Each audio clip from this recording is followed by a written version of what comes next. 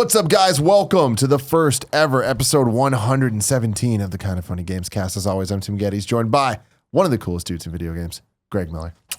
And joining us for the first time, and man, I've wanted this to happen for a long, long time. I feel like I have two man. Yeah, Andre Segers of GameXplain. Thank you for having me. Oh, you guys are too kind. Thank No, you. please, it's an honor. Get up on this microphone, otherwise Kevin's gonna yell at me. All right, he throws things. I'm okay at me with too. that actually. What the fuck off, Andre? Jesus.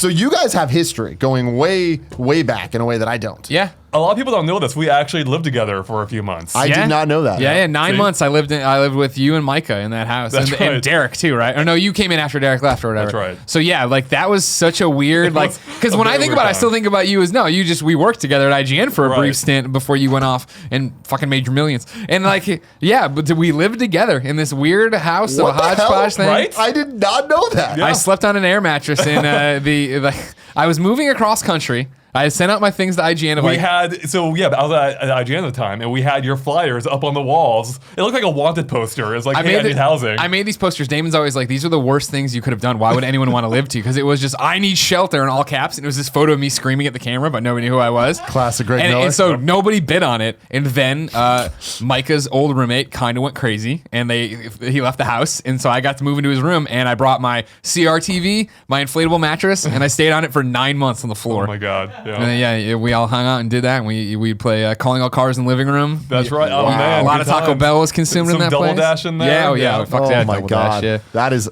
so funny. There's Yeah. nothing better than that. So you guys work together at IGN. Yeah, when did you leave IGN? I left in 2008. Wow. Yeah. So yeah. So long ago. I know. I wish you wouldn't remind me of that because it is, We're so old. that blows my mind. Like, because I didn't even start at IGN until 2010. Yep. So like you had been gone, but like the legend of you lived on. Well, I don't know if that's a good thing or bad thing. Oh, it's good. I mean, because we would talk about. I mean, we do our daily Smash Bros games, and it was always just like, well, back in my day, Andre would come and fucking wreck shop. I was like, oh shit, all right. We had that whole tournament at IGN with I think Fran played. Oh, yeah, Fran played Bozon all the time. played. Yeah, I yeah. think everyone played.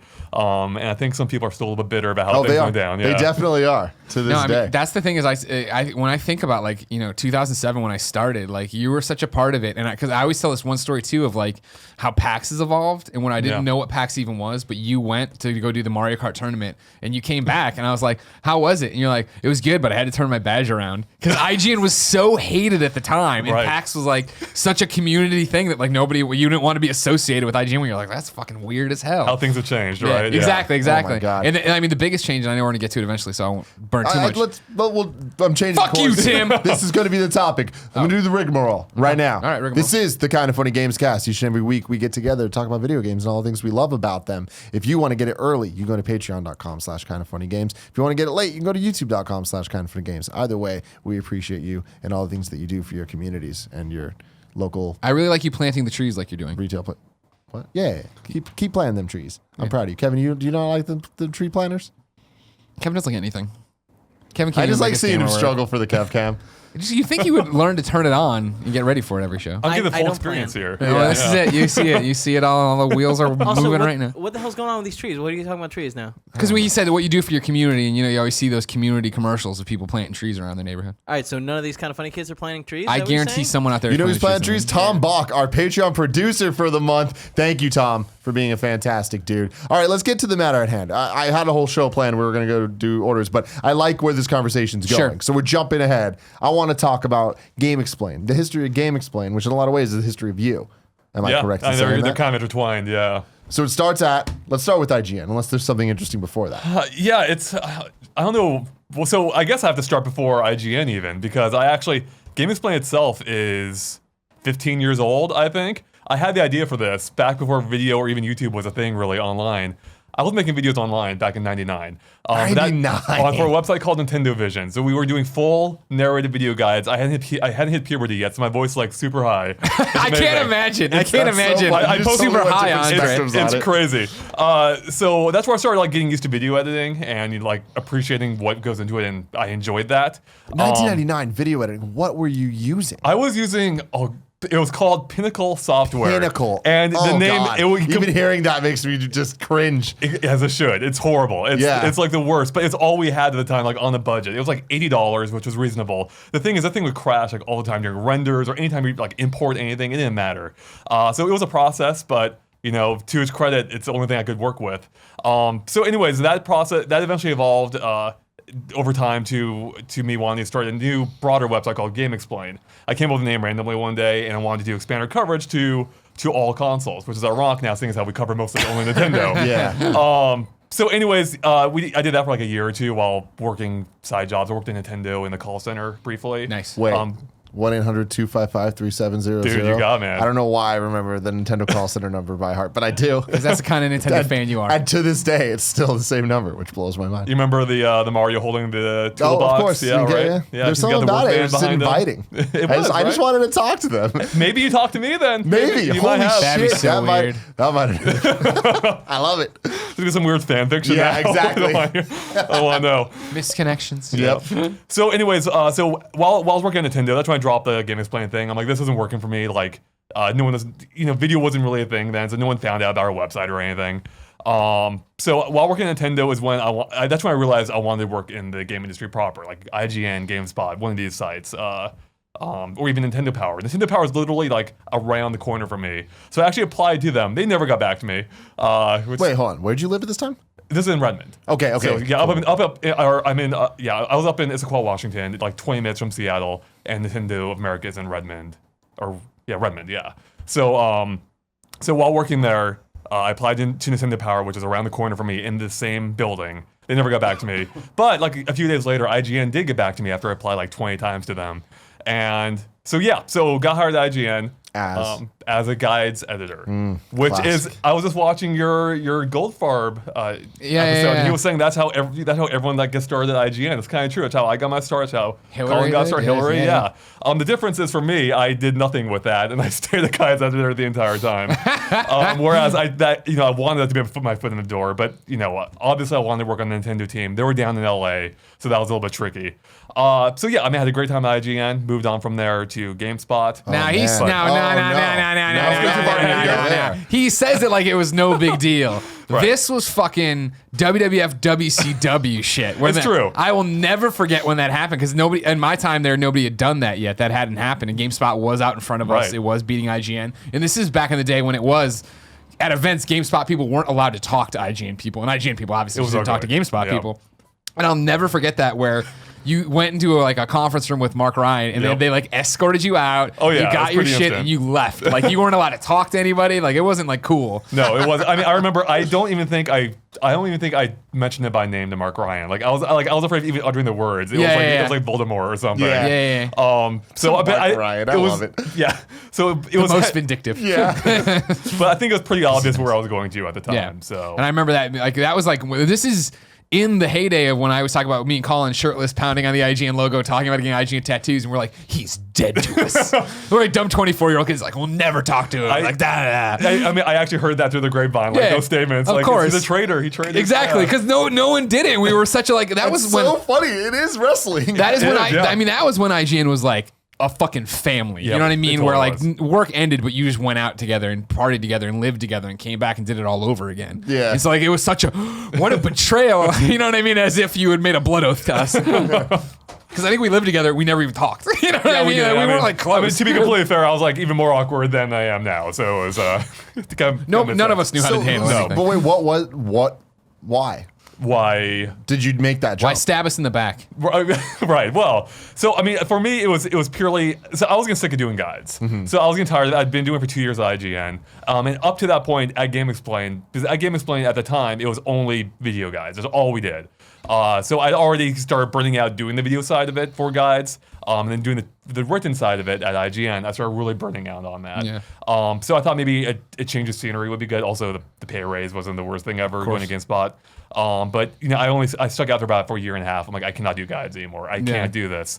And it was at that time actually when I'd been thinking of what can I do? Like YouTube's becoming a thing. I was hearing about people making a living off of YouTube, which was crazy to me. I'm like, how can you make a living off of YouTube? Yeah. I still had no idea when I actually started GameXplain. I knew nothing about that. But anyways, I'm getting ahead of myself. So as I was thinking about like, maybe I could try restarting GameXplain on YouTube, that's when actually Micah, who we just talked about, we were living with. And if you're an old IGN fan, Micah from Micah's beard on GameScoop. Scoop. I think people remember him from his beard rubbing up against the microphone. Yeah, he used to rub the mic on his beard. Yep. So I think he was living in Japan at the time. Japan. I can't quite remember, but he was coming back to the States. He was looking for a job. I'm like, hey, I've had this idea. I'd like to restart this idea I've had for a while now. What if we try to do this on YouTube? And he's like, yeah, that sounds like a good idea. Let's give it a shot. So yeah, I straight up just quit GameSpot, like no backup plan at all. I just living off my savings. And that's how I started doing gaming. And that got back to IGN, and we were all like, all right, making a living on YouTube. Good luck, Andre. I mean, well, so that is what's the most mind-blowing thing about your entire journey here is, all right, so this must have been what, 2010-ish? 2010, March 2010, yeah. So in 2010, you did what we're doing now. Yeah. Like we did this in 2015 and acted like it was a big deal. Yeah. But like you did it 5 years prior and like didn't know that it could work. We knew it could work. We had Patreon. We've seen other people do it, but like that's why the are first you time I crazy? saw you afterwards, I apologized. I was like, hey man, like we never, it's not like I spit in your face something, but I was like, No, I remember right. when it got announced and we were all like, what a stupid thing. And now I'm like, now we're doing the exact same thing.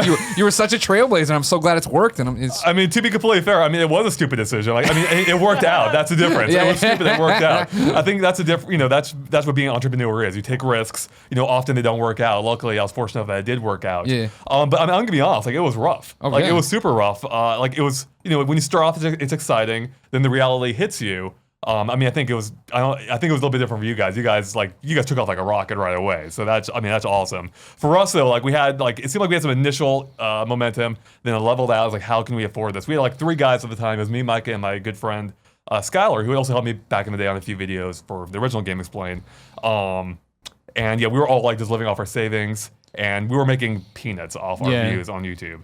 And we were also, I don't think we were even monetizing them properly at the time. Again, we had no idea what we were doing. I mean, to be fair, 2010, YouTube didn't know what it was Yeah, doing. that's true. Like if people want to give YouTube shit now for like, oh, you're fucking up all the ads you're doing. In 2010, It's come a long way, yeah. it was a shit show of like you had to get partnered. What was that process? Who gets paid? Who doesn't get paid? Right. There was no real rules, and it was all very just like you either get lucky or you don't. Yeah. So it was a Wild West back then. Yeah. yeah. So I mean, it was rough. Like, I'll cut ahead here. So eventually, Micah and Skylar both left. Skylar left just to go to college, and Micah left to do something else. So it was just me at this point. And I was starting to get pretty depressed. Like, man, what kind of no one has faith in this. How can I make this work? And my savings was dwindling. So eventually I reached a point where I was like 2 years in. I was paying my second year tax bill for the year, and at the time I also wasn't paying quarterly. I had no idea what I was doing back then, literally none. So I paid my full year's taxes at once. I'm like, this is killing me. I've got nothing, and I actually replied back at IGN. Did you? Oh, I didn't know that. I did, yeah. Because when I actually left IGN for GameSpot, Mark was like, hey, if you ever want to come back, doors open. Yeah, doors open, which was awesome. We would have fucking shanked you as soon as I'm we sure. saw you. Welcome back. This is fucking gang beatdown. So I actually reapplied for a guy's position at IGN, and then they were like, "Hey, can you throw together like a Portal video or something?" I'm like, "Oh, no, I'm lazy. I don't want to do a video that I can't directly monetize or something." That is so funny because Alfredo Diaz got that job. Really? That job. Wow. Because it was the thing was make a Portal walkthrough video. And Alfredo was like, Tim, I've never edited a video before. So we did the classic Tim Gettys thing of Alfredo, you're coming over, I'm going to teach you. You're going to talk the talk and walk the Crash walk, course. and you're going to fucking prove it. Yep. And he learned how to edit from that video. That's awesome. That was his Damn. first video he ever edited. He got the job, then started running Gameplay Lab and whatever. But anyways. Yeah, so I mean, I broke down. Like, I was out of money. I had a few thousand left in my bank account. Wait. So you apply for the job, make a video because you're like, I'm going broke. Be like, I don't want to make the video. So okay, I forget the exact order of events here. So I think I'm trying to remember now. I may have broken. I think I applied for IGN first. I realized I didn't want to do the Portal guide. That's not what I wanted to do. I didn't want to go back to IGN. Gotcha, so that's when I realized I wanted to okay. get out of GameXplain. Then I think that's the tax bill hit. I'm like, how can I deal with this? Like, I have no money left. I have to make this work. At the same time, I had just broke up with my girlfriend too of like Jesus 2 years. God. So like everything's crashing down. And she was always like kind of my safety net. Like, she always offered. I never took her up on the offer. Like, she's like, hey, if you need any money, I can give it to you. I wouldn't have that, but I always knew in the back of my mind like that was there. So all this was happening at once. I knew I had no more safety net. I had to make this work. So I think that is actually what led to it working out for me because it lit a fire into my ass. I'm like, I have to figure out some way to make this work. So what did you do? What did you change? I started developing new kind of content, like refocused only on Nintendo instead of everything. Developing new kind of content like analysis videos, which have become kind of famous for, infamous for. Discussion videos, just really broadening out, just covering everything. Like I like to say, it's basically the way I look at it is I wanted to do IGN my own way for Nintendo. Sure. So that's kind of what I felt like I was doing. And that people started finding us. It started building up a fan base from that, and yeah, it just started growing from there. That's awesome. Yeah. Here you are now. I know. With you guys who did the same thing now. Yeah. Well, it's crazy. Ours wasn't nearly as arduous. I'm glad it worked out though. That's awesome. What's cool to me is like I am a legitimate fan of what you guys do because it's the type of content in terms of covering games that I wish that we were capable of, both as Kind of Funny and as IGN went back when you were there. Because like my favorite type of video game content to consume is the analysis stuff and the Easter egg shit and like hey, this game that you love, there's this thing you didn't know about it, right? Or this new game right now, or like Breath of the Wild is a perfect example right now. My favorite thing is like, oh, you can make a minecart, like a minecart, a go-kart by using the magnesis and all this shit. Like you can create the flying machine and all that type of shit. I'm like, man, this is so cool. But like you guys are the masters of that. And like I love when a trailer comes out, whether it's a movie or a game, looking at it and being like frame by frame of like what is new in here? What are the cool things? And you guys just know everything. And it's like not just one game. Like I could do that for Mario or for like the early gens of Pokemon. Couldn't do it for every other Nintendo franchise. And it seems like you guys just have this knowledge base of all of it. See, that's where it's really lucky for me because Derek is another full-time guy who works for GameXplain, and luckily his gap or his knowledge base fills in the gaps that I have. Like he's big on Fire Emblem, he's a big Sonic fan, so he feels like we complement each other perfectly. Like I'm the Mario guy, I'm the Zelda guy. He can cover everything else that I don't know about. So how big is the team right now? So right now it's basically 3 guys. It's me, Derek, and Ash, and then we have a few other people who help out. Contributors, exactly. Yeah. Cool. So, cool. Yeah. I mean, like I'm seeing your guys' studio. I'm like, this is awesome. Like this is kind of like what I always hoped it would be for us. The difference is we're all spread across the country, so it's a little bit harder to work out that way. But so where is everybody then? So I'm in San Francisco, of course. Ash is in LA. Derek's in Pennsylvania, and then another contributor is in like Vancouver, British Columbia. So yeah, we're pretty spread out here. Have you guys thought about trying to relocate somewhere together? I think it's come up, but it kind of works right now as is a bit because like Derek's on East Coast time, so he can cover stuff as some breaks in the morning before I'm up. Plus I wake up late anyway. Yeah. So he can cover the morning stuff. So I don't know, like we're all like kind of comfortable where we're at. Like I think we could probably produce better content if we were all together. But in terms of like our lifestyles, it kind of works with us being where we're at. Like his friends and family are obviously out there. Same here. So. And so everybody just works from home? Yeah, everyone just works from home. Do you have like your own studio? Do you have your own room? I have my own corner of the bedroom. Okay. In a small San Francisco bedroom. Of course. So, yeah. That's the smallest of bedrooms. Yeah, exactly. I mean, it's funny. Like when we started off, we actually had. I turned the biggest bedroom in the house when we were living in South San Francisco into the GameXplain office. We had 3 guys working in this massive studio. I mean, probably about the size of this room, actually. Wow. And we had like a green screen wall, whereas like we've gone back from that now. Like we're all in our own corners of the U.S. We're all working out of our bedrooms or apartments. So that's what's just so weird about it when I talk to you about it, and we've caught up at events. Of just like you were doing what we were doing, just so like to be. That the third bedroom in the old house that we shared was that thing while we were working on this spare bedroom. Yeah, like we're going. It's like I'm like the Benjamin Button, right? Like going backwards. Hey man, it works though, right? Like that's the thing. It's working out for right now. Yeah. Yeah. Because how many YouTube subs do you have right now? We're at 763,000, I think. Yeah. I mean, you're doing the right thing. That's insane. And like, what's cool about it is like you guys are the Nintendo guys of the internet, and that's. An amazing thing. Like that's super awesome to be known for that shit. Like Greg, like you are the PlayStation guy, right? Like you and Colin made that a thing with our powers combined. Right. Exactly. No, but it's somebody cared about Xbox. I'm kidding. It's really the PC players I hate. Just kidding again too. But I mean, it's nuts that you kind of really got in there, and you have that dedicated fan base that's going to be there and wants to hear your opinions more than anyone else's opinions about Nintendo trailers, games, like whatever it is. And I think that it's super awesome. And what's cool is I think it transcends, like you see on NeoGAF, there's people that aren't necessarily Nintendo fans, but they still want to hear what you guys say because you're the guys that really know the shit.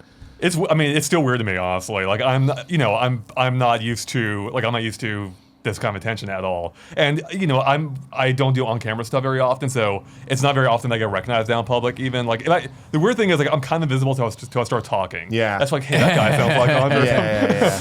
Like I was when I was actually up in Seattle, I was ordering at this dessert place, and the guy's like, your voice sounds familiar. I'm like, do you watch GameXplain videos? Like, yeah. I'm like, oh, that's probably it. That's it. No, that's so funny. It's you and Brandon Jones are the voices where you're like, it's so iconic and you know that voice. But Brandon Jones, I'm so happy that he's on camera now with Easy Allies because it's like he deserves to be recognized because that man's voice is the voice of a generation of people that grew up watching game trailers, It really is, yeah. I mean, that's another group doing the exact same thing, exactly. Went out by themselves and tried their own. Yeah, they're killing it too, man. It's nuts. It's nuts to see everybody kind of doing slight variations that work for them, right? In their own way, because like they are way more about the games of it, and since they have so many dudes, they fill a lot of holes. But you know what I mean? Like there's like the guys that are really into the JRPGs. There's the guys that are into the shooters and into the more platform specific games. It's cool. And then there's just us doofuses do whatever we talking want. about whatever the fuck we Let's want. bring out Chad. See what Chad's got to say about all this What the hell's crap. going on? Yeah. But But hey, cool. man, if it works, we're all filling holes then. Yeah, You know what I mean? that's it. That's it. Yeah. But so where do you kind of see the future of GameXplain going? I get asked that every now and then, and I really have no idea. Like I'm winging it day to day. Like, and I feel our content, our content does I feel like it evolves slowly over time. So I don't know. Like it's not really a conscious thing. Like at points it is, but it's just kind of constantly changing. Like I think ideally, like it'd be awesome to have like a setup like this, for instance. Yeah. But for right now, like I'm just winging it. Like maybe bring on more people at some point. Just keep growing as we are. But yeah, I'm pretty happy with where it's at and how it's going. So kind of looking at your content, what do you feel are the projects that you like doing the most? So I have a love-hate relationship with the analysis. Like those are fun to do the research on. Putting them together is the worst. Trying to sort all these details and how I want to present these details, how these details tie into each other. When even I'm not fully sure of how they tie into each other. Like our Zelda analysis was over 2 hours long. And real quick, for people who are our fans and not yours, what is an analysis exactly? Sure. So our analyses are basically like IGN's Rewind Theater kind of, or a breakdown, because we go. We go hardcore in on these. Not to disparage anyone else, but like I spent 3 months on the Zelda analysis, 3 weeks on the new Mario analysis. I still haven't seen the Mario Odyssey one. I've been waiting for it. You're gonna have to set aside some time for that. An hour and a half. So I love doing the research on those. Is putting them together. That is a little bit annoying. So yeah, scripting it, reading the script. I'm horrible at reading scripts. That's actually the thing I probably hate most. Reading the script, editing all my fuck ups in the script. Yeah, of course. So getting that down to the actual time, and then getting the video together, editing all the video. That's the worst. So yeah. But I think the analysis are like that's what put us on the map. That's probably what I'm most proud of. So what is the content schedule like for you when you wake up late, as you say? Do you every day have to hit something, or are you waiting to see what Nintendo's putting out and how you're going to twist that and what's going on with that? It's a little bit of column A, column B. Okay. It's like if something breaks, we'll cover that. Like the Nintendo Direct the other day, that all attention on the Direct. So we're covering everything about that. So we hope stuff comes up. If something doesn't, that's when we go into scramble mode. But we do try to have everything, at least something per every day, like two or three things ideally every day. Oh wow. Okay. So yeah, we often have like a few projects working. Like right now, we have some analysis working from the Direct. We have some more discussion videos coming up. We'll post. But yeah, ideally, there's some kind of news we can cover on that day for discussion or breaking down or whatever. Gotcha. So we really are just winging it by and large. Yeah, that's a good way to be, though. Yeah. And then how have you guys dealt with Nintendo and their YouTube policies and all that stuff? So yeah, those hit us pretty hard. I was gonna say, we're all about Nintendo, and then they come around and they're like, well, hey, we'd like to take 30% of your revenue, Right? whatever it is. Yeah. Well, not cool. Not cool. So that I think that started in 2014. I think is when that whole thing started. Yeah, coming online. So yeah, I don't think anyone fully understood what's happening then. Like what happened is I started getting emails to our GameXplain account like, this video's been claimed. This video's been claimed. Like, what the shit is this? I didn't know what this was at that point. Oh, gosh. And yeah, That's so scary. It's terrifying because every time a video is claimed, this is the content ID on YouTube. That immediately shuts off revenue for you and goes right to Nintendo. Yeah. So and it didn't matter what the video was. If it matched any kind of content, review, preview, fully, these are our own videos that we're just using like gameplay from to illustrate our points. Those get claimed as well. It did not matter. So that was scary, and at the time we tried contacting Nintendo, and it seemed like they even, at least on the NOA side, even they had no idea what was going on. Like Did you call the 1-800-255-3700? I should have. Maybe that's where I went wrong. Yeah. I went through PR. I screwed up. What's going on? So what ended up happening is at that point, that's when we were unaffiliated with any YouTube networks at that point. We were partnered directly with YouTube. Gotcha. Getting paid by them, or they would pay us directly. So that's when we hooked up with. We had been getting all these kind of offers from different YouTube networks. Yeah. But I saw no reason to go with one. I'm like, we're doing fine as is. I don't see any reason to hook up with one. Now there was, because by being part of. So these YouTube networks, they have two groups of people. They have I think affiliate channels and the managed channels. Affiliates are what most channels are. Most channels are affiliates. You get like some of their, like they'll help you, they'll give you resources. Yeah. But it doesn't really provide you with that much as far as I know. Being managed is what I needed, because this is what makes you immune to content ID. So basically the network's vouching for you. They're backing you up. They're like, hey, we're claiming, we're taking responsibility for these videos.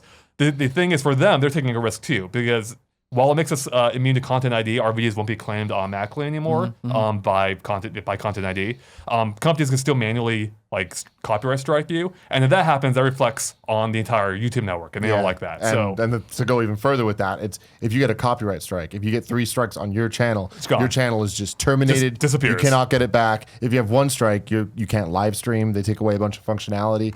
2 strikes, I think that you lose ability to comment on things. Like it gets pretty dire very quickly. And the thing is with these managed YouTube channels, when whatever network whatever MCN you're with, they also are only allowed 3 strikes. Okay. So if let's say we're all on the same thing, you get a strike, we get a strike, and then some random other thing gets a strike, they get 3 strikes. That means that their whole network is on pause and hold, and nobody can make any money in the whole network. Like you can fuck things up. Oh, you definitely easily. can. That's why they are super careful who they accept as a managed channel. Like I think our network only has a couple hundred out Who are you of guys thousands. We're with Broadband TV. Oh, interesting. Yeah. I don't even know who they are. Yeah, I think they're the second biggest, like right behind Machinima in terms. Really? Yeah, or maybe I guess Maker is up there now too. Oh, but- well, yeah, Maker. Man, we'll see where Maker goes. I have a feeling Maker's going to be a thing of the past in yeah, it's not looking good. a year, maybe half a year. Yeah. But we'll see. I can see that. Interesting.